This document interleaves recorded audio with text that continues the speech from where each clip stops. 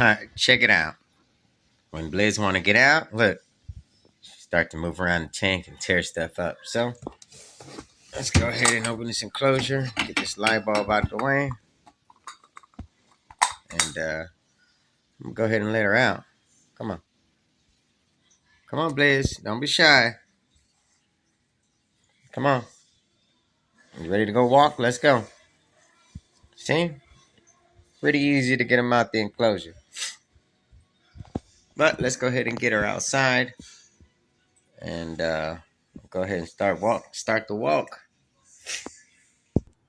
All right, people. So check it out. It's pretty easy to get Blizz to come outside because that's exactly what Blizz want to do.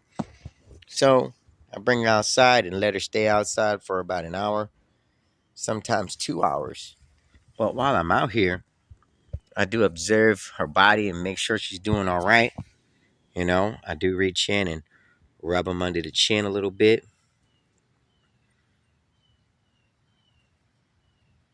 See, so they see my hand on a daily basis. So I don't have to worry about them biting me because they haven't bit ever since they were small.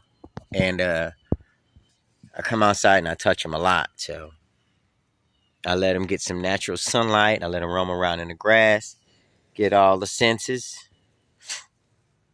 So plus it makes your snake a lot happier to have to come outside, and then you can leave them alone for a little while. But I don't leave them alone for very long. I don't go far. Try to stay at close distance because I guess there's other things out there that can harm your snake. But today we got Blizz in the backyard. And I can tell you this, they do love those bird sounds and stuff like that. You see how he starts getting active? Her tongue starts flicking around. So some people wonder what I feed them. I feed them chickens.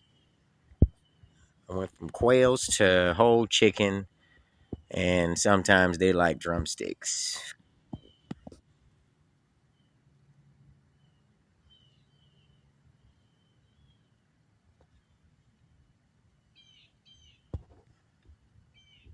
Yep, she can smell me. All right, people, holla at your boy. Make sure y'all go ahead and hit that like button. Go ahead and subscribe. Got Blizz outside. And then the next thing after this, I'm going to go ahead and put her in the tub. And, because I don't want any bugs inside the house or inside of her enclosure. So usually after a long day of being outside in the grass, sometimes they collect bugs. So you always want to wash them off after you bring them outside. See, she could see me.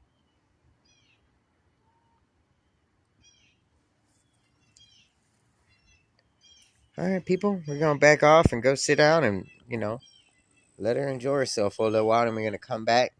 It's part of a handling technique. Every now and again, I still do come in and touch her and put my hand in there and let her know that I'm right here and that it's comforting for me to put my hand around her face. Most of the time, if you act scared around the front part of the snake's face, they know it, and they'll react to it, maybe bite you. Who knows? But who wants to be bit? You reduce the chance of getting bit with your snake by handling them a lot, putting your hand in there and putting your hand around them and letting them get comfortable with you touching them. So I'll let your boy, people. We'll see you at the tub in a minute.